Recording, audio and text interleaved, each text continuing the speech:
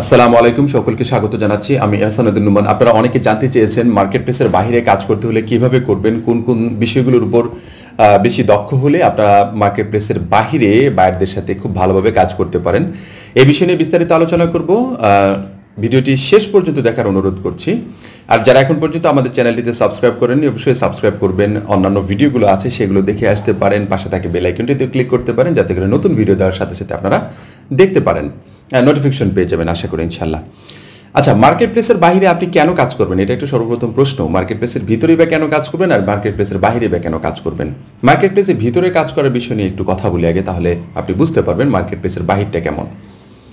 Market প্লেসের ভিতরে competitor অনেক বেশি, আর মার্কেট প্লেসের বাইরে কম্পিটিটর অনেক কম। এটা একটা বিষয়। মার্কেট প্লেসের ভিতরে কম্পিটিটর অনেক কম হওয়া সত্ত্বেও আপনার কাজ পাওয়ার মার্কেট প্লেসের ভিতরে অনেক কম্পিটিটর বেশি হওয়া সত্ত্বেও কাজ পাওয়ার অপরচুনিটি অনেক বেশি থাকে। এটা একটা বিষয়। অনেকেই কাজ করছে, অনেকে আবার এটা থেকে মনে করেন যে অনেক ক্লায়েন্টরা এখানে আবার এঙ্গেজ, এই জন্য খুব সহজেই কাজ পাওয়া যায়। আমি যদি কিছু মার্কেট প্লেসের নাম বলি, যেমন খুবই ফেমাস যে মার্কেট প্লেসগুলো আমাদের কাছে, যেগুলো খুবই ফেমাস, যেমন Fiverr, freelancer, PeoplePerHour, Upwork, এই ধরনের যে মার্কেট প্লেসগুলো আছে। তারপরে আরও কিছু মার্কেট প্লেস আছে, খুবই ইজি কিছু মার্কেট প্লেস আছে। এই মার্কেট প্লেসগুলোতে আমরা খুব সহজেই আমরা বিট করে কাজ পেতে পারি, আমরা সরাসরি গিগের মাধ্যমে করতে পারি, কাজ পেতে পারি, বিভিন্ন মাধ্যমে আমরা কিন্তু কাজ পেতে পারি। কিন্তু এখানে কম্পিটিটিভ একটু বেশি। এই কম্পিটিটিভ বেশি হওয়া সত্ত্বেও কিন্তু আমরা কাজ পাচ্ছি। কেন কাজ পাচ্ছি?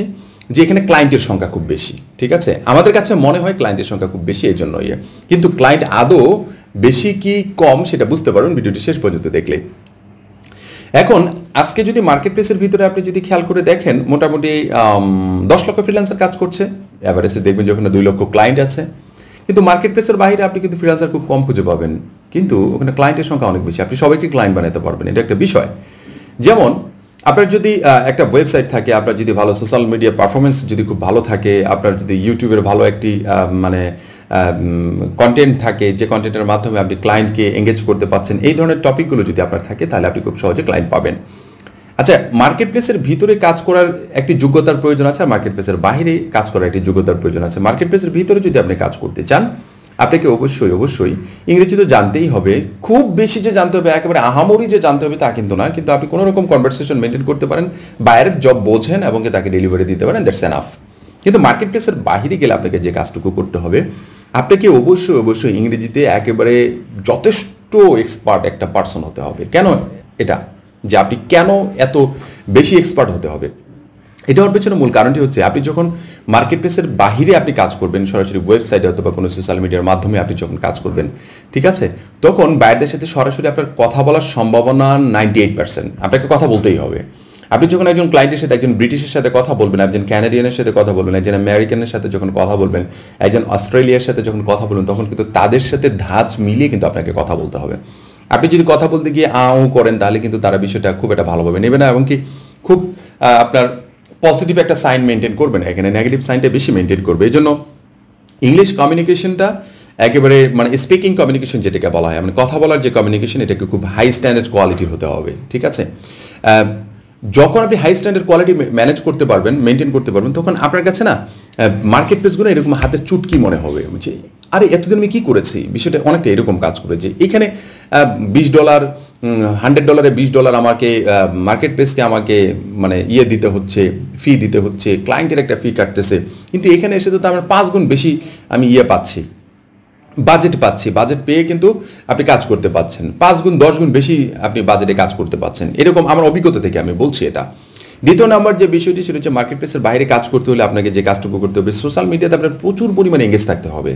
সোশ্যাল মিডিয়াতে যখন আপনি খুব ভালোভাবে এঙ্গেজ থাকবেন, তখন কিন্তু আপনাকে এই সোশ্যাল মিডিয়া থেকেই কিন্তু আপনাকে কিন্তু বায়াররা খুঁজে নিতে পারবে। আপনার সোশ্যাল মিডিয়াটা যখন খুব ভালোভাবে একটি জায়গায় পৌঁছায় দিবেন, আপনাকে খুব সহজে সার্চ করে পাওয়া যাচ্ছে। আপনি যে টপিকটা নিয়ে কাজ করছেন, এই টপিক রিলেটেড প্রচুর পরিমাণ আপনি সোশ্যাল মিডিয়াগুলোতে পোস্ট দিচ্ছেন, অথবা আপনি কোনো ব্লগিং করছেন, এই ধরনের যে টপিকগুলো আছে, এগুলো যখন একটু বেশি এঙ্গেজ হয়ে যাবেন না এগুলোতে, তখন প্রচুর পরিমাণ ক্লায়েন্ট পাওয়ার সম্ভাবনা বেশি থাকবে। 3 নম্বর যে বিষয়টি, সেটা হচ্ছে যে আপনাকে অবশ্যই পার্সোনাল একটি ওয়েবসাইট প্রয়োজন। কারণ ইন্টারন্যাশনালি যখন আপনি ক্লায়েন্টদের সাথে মার্কেট প্লেসের বাইরে কাজ করতে যাবেন, তখন তারা অবশ্যই আপনার একটি ওয়েবসাইট দেখতে চাবে। আর ওয়েবসাইটটা আসলে কি পরিমাণ স্মার্ট হতে হবে আশা করি বুঝতে পেরেছেন, কারণ একটি প্রপার একটি ওয়েবসাইট না হলে আপনি কিন্তু খুব ভালোভাবে কাজ করতে পারবেন না, কারণ এখানে আপনার কমিউনিকেশনের ব্যাপার স্যাপার থাকবে, এখানে মেসেজিংয়ের ব্যাপার স্যাপার থাকবে, এখানে লেনদেনের একটা ব্যাপার স্যাপার থাকবে। ওভারঅল যে বিষয়গুলো আছে সবগুলো বিষয় যদি মেনটেন করে যদি আপনি একটা ওয়েবসাইট মেনটেন করতে পারেন তাহলে আমার মনে হয় ক্লায়েন্টদের জন্য অনেক ভালো, আপনার জন্য কাজ করার জন্য অনেক সুবিধা হবে।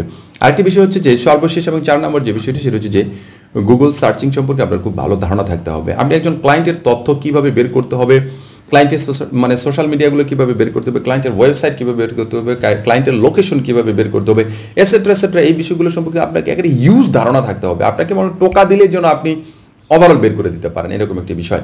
যে ক্লায়েন্টের একটা নাম দিছে জাস্ট খালি, সে কোন দেশে সেটা আপনি জানেন, সে দেশকে টার্গেট করে আর তার নাম দিয়ে টার্গেট করে তার পিকচার দিয়ে টার্গেট করে অল এভরিথিং আপনাকে তার 14 গোষ্ঠীর খবর বের করে নিয়ে আসতে হবে। তখন আপনি একজন ক্লায়েন্টের সাথে টক্কর দিতে পারবেন।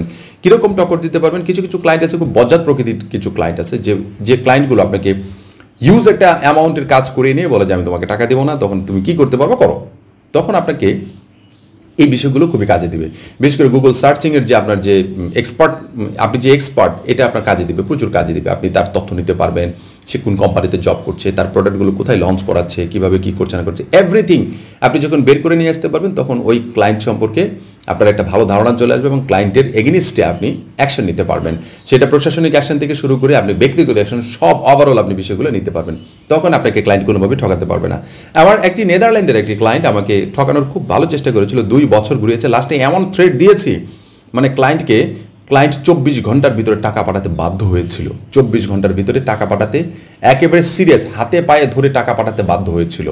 ঠিক আছে, আমার কাছে পুরো এভিডেন্স আছে, আমি একটি ভিডিওর মাধ্যমে দেখিয়েছিলাম, আমার এই মুহূর্তে মনে নাই, তবে একদিন সময় করে আমি আপনাদেরকে দেখাবো যে ক্লায়েন্টকে কিভাবে সিস্টেম দিতে হয়, মানে ক্লায়েন্ট বেশি নাড়াচাড়া করলে তাকে কিভাবে নাড়াচাড়া করতে হয়, এই বিষয়টা আপনাকে অবশ্যই এই অভিজ্ঞতাটুকু থাকতে হবে, নাহলে কিন্তু আপনাকে বড় ধরনের একটা ক্ষতির মধ্যে ফেলা রেখে সে চলে যাবে। আমি অবশ্যই বলবো আপনাদেরকে সর্বপ্রথম এই জায়গাটাতে ক্লায়েন্টকে মার্কেট প্লেসের বাইরে নিয়ে আসার আগে আপনাকে মার্কেট প্লেসের ভিতরে আপনাকে যথেষ্ট অভিজ্ঞতা অর্জন করতে হবে, যথেষ্ট এক্সপার্ট হতে হবে, তারপরে আপনি মার্কেট প্লেসের বাইরে নিয়ে এসে আপনি কিন্তু সফল হতে পারবেন খুব দ্রুত। কিন্তু আপনার মানে মার্কেট প্লেসে খুব বেশি অভিজ্ঞতা নাই, আপনি কাজ সম্পর্কে আপনার খুব বেশি অভিজ্ঞতা নাই, আপনি খুব ভালোভাবে কমিউনিকেশন করতে পারছেন না, ওভারঅল বিষয়গুলো আপনি খুব ভালোভাবে করতে পারছেন না, মার্কেট প্লেসের বাইরে এসে কিন্তু আপনি সবচেয়ে বড় একটা বিপদে পড়ে যাবেন, কারণ এই বিষয়গুলো সম্পর্কে আপনার খুব তো আইডিয়াই নাই। তখন কি করবেন? আপনি অন্যজনের কাছে দিবেন, মানে নিয়ে যাবেন, আপনার ক্লায়েন্ট নিয়ে এসে ভাগবে, তখন কি করবেন? এই ধরনের সমস্যাগুলো সমাধানের জন্য আমি বলবো সর্বপ্রথম মার্কেট প্লেসগুলোতে আপনাদের যে যোগ্যতা আছে এটার প্রমাণ আগে করেন। ঠিক আছে, মার্কেট প্লেসে আপনাদের যথেষ্ট একটা অপরচুনিটি যেহেতু আছে, এখানে হিউজ ক্লায়েন্ট আছে, ঠিক আছে, আর এখানে ক্লায়েন্টরা আপনার কাছে আসবে, আর মার্কেট প্লেসের বাইরে ক্লায়েন্টের কাছে আপনাকে যেতে হবে। অতএব আপনার যোগ্যতাটা কি পরিমাণ হতে হবে বুঝতেই পারছেন। এজন্য আমার মনে হয় মার্কেট প্লেসে সর্বপ্রথম আপনারা কাজ করার চেষ্টা করেন। মার্কেট প্লেস থেকে আপনারা যখন খুব বেশি এক্সপার্ট হয়ে যাবেন, যে না আপনার একটা ওভার কনফিডেন্স আছে যে না আমি এটা কাজটা পারবো, আমি এটা মেনটেন্স করতে পারবো, আমি ক্লায়েন্ট হ্যান্ডেল করতে পারবো, ক্লায়েন্টের সাথে সরাসরি কথা বলতে পারবো, নো প্রবলেম, তখন আপনি মার্কেট প্লেসের বাইরে আসতে পারবেন। আমি আশা করি বুঝতে পেরেছেন। এই আজকের আলোচনাটুকু যদি ভালো লেগে থাকে অবশ্যই লাইক কমেন্ট শেয়ারের পাশাপাশি সাবস্ক্রাইব করে থাকবেন। যারা সাবস্ক্রাইব করেছেন আপনাদের সকলকে অসংখ্য ধন্যবাদ। আরেকটি বিষয়, কুইক টিম একাডেমির পক্ষ থেকে আমাদের 126 টাকা প্রতিটি কোর্স দেওয়া হচ্ছে।